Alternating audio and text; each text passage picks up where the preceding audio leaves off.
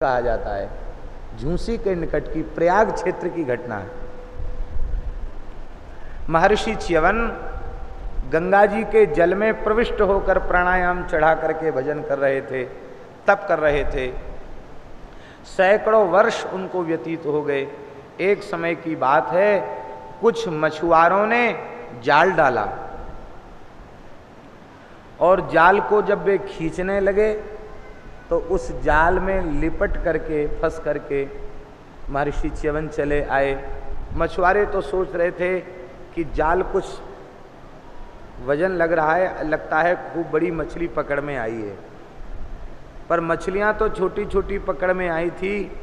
महर्षि शैवाल से सने हुए जाल में लिपटे हुए महर्षि च्यवन बाहर आ गए। उन ऋषि को देख करके वे मछुआरे, वे मलाह, मत्स्य जीवी, वे थरथर कांपने लगे,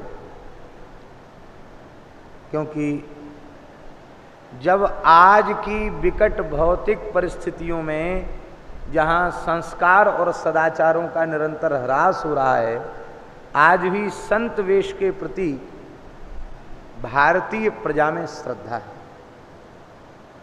इस बात का महाराज जी हमें बार बार अनुभव हो। हम सच्ची कहें, आप लोगों की श्रद्धा को देख करके हमें अपने आप में ग्लानि होती है। आप लोगों की जैसी पवित्र श्रद्धा है, वैसी श्रद्धा के लायक हम नहीं, वैसी पात्रता हमारी नहीं है। इसलिए हमें तो आप ही बड़े महात्मा के रूप में दिखाई पड़ते हैं, जिसने एक सामान्य मनुष्य के प्रति इतनी श्रद्धा और आदर की भावना रखी हुई है। तो ये यहाँ की मिट्टी का संस्कार है कि संत के वेश के प्रति श्रद्धा। यद्यपि संतों के इस पवित्र वेश को कलंकित करने की कसर छोटे मोटे की बात छोड़ दो, बड़े बड़े लोगों ने भी नहीं छोड़ी। और आज भी बड़ी बड़ी घटनाएं हो रही हैं, लेकिन फिर भी भारतीयता ये कहती है, संत का वेश दिखाई पड़े तो वंदन करो, श्रद्धा करो। और वो तो उस जमाने की बात है, पौराणिक वैदिक काल की बात है। उस समय तो बड़ी श्रद्धा थी। वे मछुआरे थरथर कांपने लगे और उन्होंने कहा, महाराज मेरे अपराध को क्षमा करें, हम नहीं जानते थे आप भजन कर रहे हैं, आपको हम मुक्त करते हैं। बोले नहीं, ऐसे मुक्त करोगे तो मैं शापित कर दूंगा। तुमने इतना श्रम किया, जाल डाला, हमको बाहर निकाला, अब हमको बेच करके और अपने गृहस्थाश्रम को चलाओ। तुम तो मत्स्य जीवी हो, जाल में फंस के जो आ जाए उसको बेचो। बेचारे घबरा गए। उस समय वहाँ प्रतिष्ठानपुर में गद्दी पर महाराजा नहुष विराजमान थे। मछुआरे नहुष के पास गए और नहुष के पास मछुआरे ने जाकर के कहा, नहुष के पास मछुआरों ने जाकर के कहा कि हे भगवान, ऐसी ऐसी घटना घट चुकी है, अब हम क्या करें? आप हमारे लिए उपाय बताइए, हम क्या करें? नहुष दौड़े हुए निकट आ गए। आकर के उन्होंने महर्षि च्यवन को श्रद्धा पूर्वक प्रणाम किया और महाराज श्रद्धा पूर्वक प्रणाम करने के पश्चात उनसे प्रार्थना की कि आप धोखे से इन मछुआरों के जाल में आ गए हैं, इसलिए अब आपके चरणों में हमारी प्रार्थना है, आप कृपा करके पधारें और जैसे आप तप कर रहे थे उसी प्रकार से पुनः आप तप में प्रवृत्त हो जाएं, आप तपस्या में लग जाएं। यह सुन करके उन्होंने कहा, राजन, आपके सौहार्द का हम आदर करते हैं, किंतु ये बेचारे गरीब मछुआरे, इन्होंने इतना श्रम किया है, तो इतना श्रम जब किया है तो इस श्रम का फल उन्हें मिलना चाहिए, इस श्रम का फल मिलना चाहिए इनको। क्या बोले, हमारा मूल्य दे दो इनको और फिर हम मुक्त हैं तपस्या के लिए। नहुष बोले, मैं 1,000 स्वर्ण मुद्रा इन मछुआरों को दे करके और आपको मुक्त करता हूं। च्यवन ने डांटते हुए कहा, राजन तुम्हारा विवेक कहां चला गया, एक ऋषि का मूल्य केवल 1,000 स्वर्ण मुद्रा। बोला महाराज भूल हो गई, 1,00,000 स्वर्ण मुद्रा। बोले ये भी मेरा मूल्य नहीं। 1 करोड़ स्वर्ण मुद्रा, ये भी मेरा मूल्य नहीं। आधा राज्य, ये भी मेरा मूल्य नहीं। संपूर्ण राज्य, ये भी मेरा मूल्य नहीं।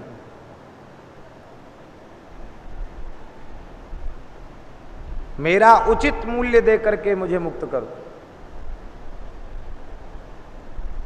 अब तो बड़ी समस्या थी। राजा ने अपनी सारी सामर्थ्य न्यौछावर करने का निर्णय कर लिया, तो वो विचरने लगा। उसी समय गोजात नाम के एक ऋषि का नाम आया महाभारत। गोजात, उनकी उत्पत्ति गाय के पेट से ही हुई थी। गोजात नाम के ऋषि, उन्होंने नहुष को चिंतित देख करके उनकी समस्या का समाधान किया और कहा, महाभाग नहुष, एक ऋषि का मूल्य एक गाय ही है, इसलिए तुम मछुआरों को एक पयस्विनी सीधी साधी गाय दे दो। और ऐसा ही किया गया। नहुष ने एक सुंदर सुलक्षणा घटोधनी पयस्विनी गाय को जैसे ही मछुआरों को दिया, उस समय च्यवन महर्षि बोले, राजन तुमने हमारे मूल्य से अधिक मूल्य मछुआरों को दे दिया। गाय की समता ऋषि नहीं कर सकते। बहुत ध्यान से सुनने वाली बात है। भगवान की संपूर्ण मूक सृष्टि में गाय श्रेष्ठ है, ऐसी बात नहीं। भगवान की संपूर्ण सृष्टि में मनुष्य श्रेष्ठ है। शास्त्र के अनुसार विवेकशील होने के कारण मनुष्यों में ब्राह्मण श्रेष्ठ है, और ब्राह्मण से भी श्रेष्ठ गाय है। क्योंकि एक ऋषि, एक ब्रह्मर्षि कह रहा है कि मेरे मूल्य से अधिक मूल्य तुमने दे दिया। गाय की समता एक तपोधन तत्वज्ञ ऋषि नहीं कर सकता है, फिर गाय की समता कौन कर सकता है? संसार में राजा का महत्व सबसे ज्यादा है। राजा न हो तो अराजकता फैल जाएगी। सबका रक्षक, सबका पालक, सबका पोषक राजा होता है। वह भी धर्मशील हो, सदाचारी हो, तब तो कहना ही क्या है। और वह सप्तद्वीपवती पृथ्वी का एक छत्र सम्राट दिलीप, वो प्रस्तुत है सिंह के आगे मस्तक झुकाए हुए कि तुम मेरा भक्षण करके अपनी भूख बुझा लो, किंतु मेरे गुरुदेव की गाय को छोड़ दो। अरे तुम बड़े मूर्ख मालूम पड़ते हो। अपने गुरुजी को 1,00,000 गाय देकर संतुष्ट कर देना, एक गाय को क्यों मुक्त कराना चाहते हो? और तुम संतान की प्राप्ति के लिए अनुष्ठान कर रहे हो, और तुम ही नहीं रहोगे तो संतान कैसे होगी? सूर्यवंश क्या क्या होगा? बोले आपको ये सब चिंता करने की आवश्यकता नहीं है। चक्रवर्ती सम्राट से भी अधिक मूल्य एक गाय का है।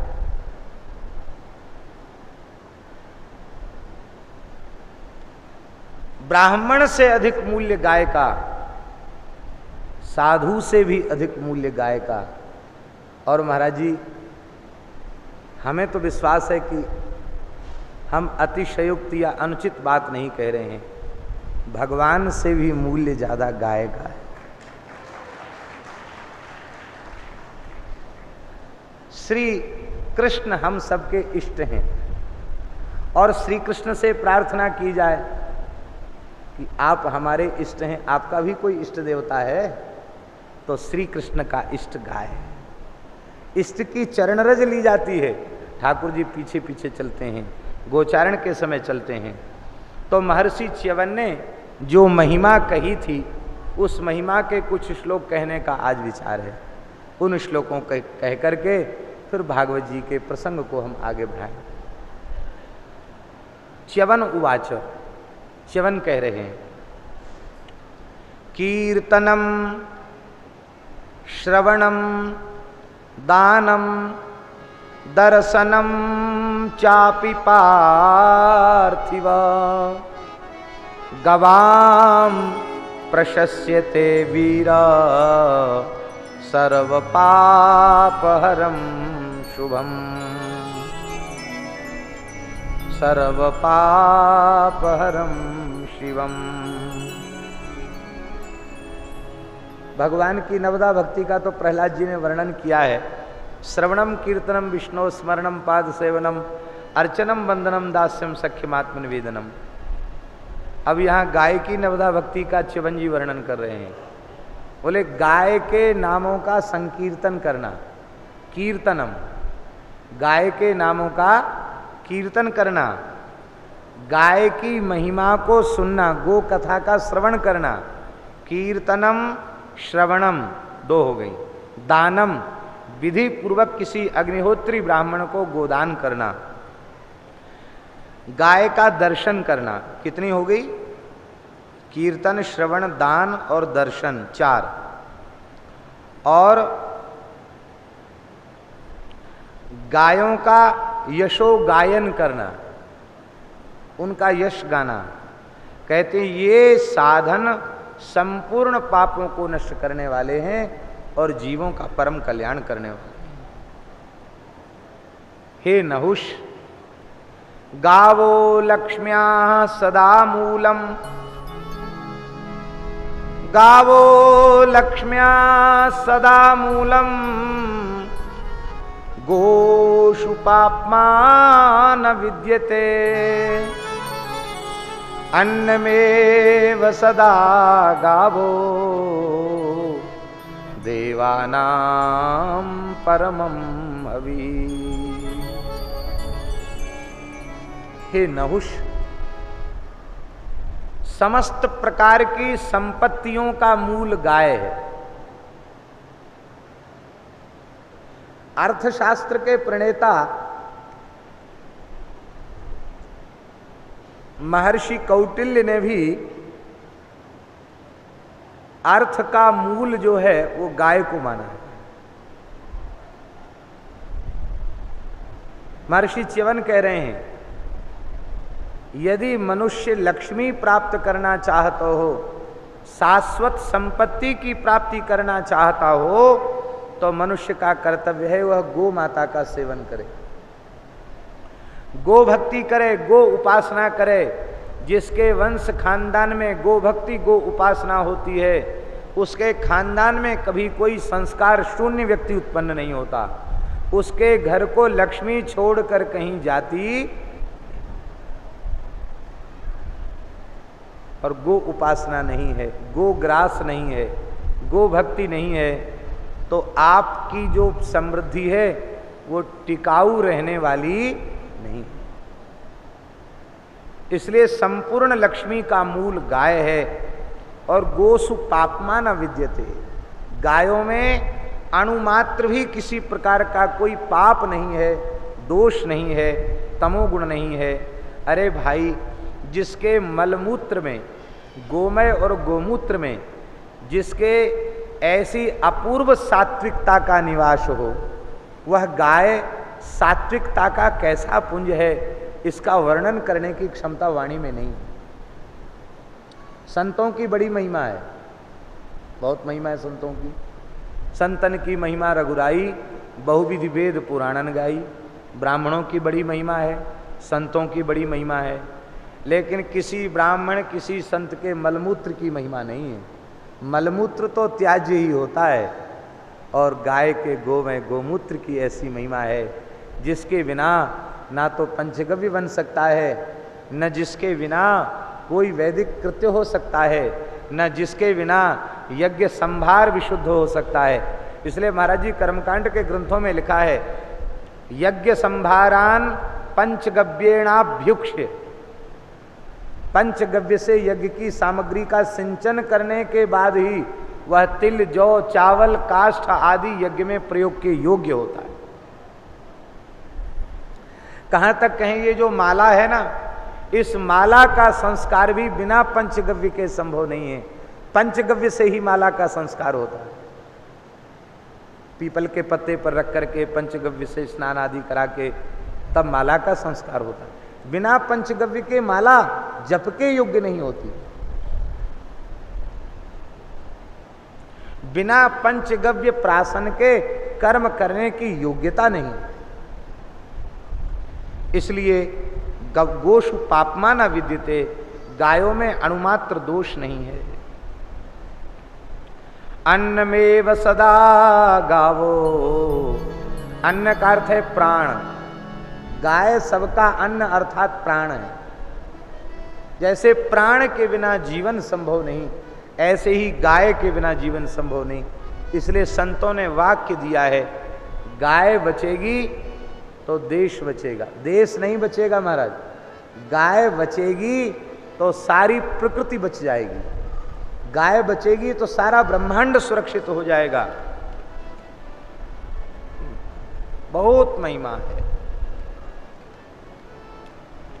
गाय की। सबसे बड़ी महिमा की बात यह है कि गाय पृथ्वी, जल, तेज, वायु, आकाश, ये जो 5 स्थूल प्रकृति है, इसे तो पवित्र करती ही है। सूक्ष्म प्रकृति गीता जी के अनुसार जो मन, बुद्धि और अहंकार है, उसको भी गाय पवित्र करती है। भूमिरापो नलो वायु खम मनो बुद्धिरेव च अहंकार इति यम में भिन्ना प्रकृति श्रद्धा। तो संपूर्ण अश्रद्धा प्रकृति को शुद्ध करने की सामर्थ्य गाय में है। ऐसी सामर्थ्य अन्य किसी में भी नहीं है। इसलिए गोसु पापमा न विद्यते, गाय में रंच मात्र दोष नहीं है।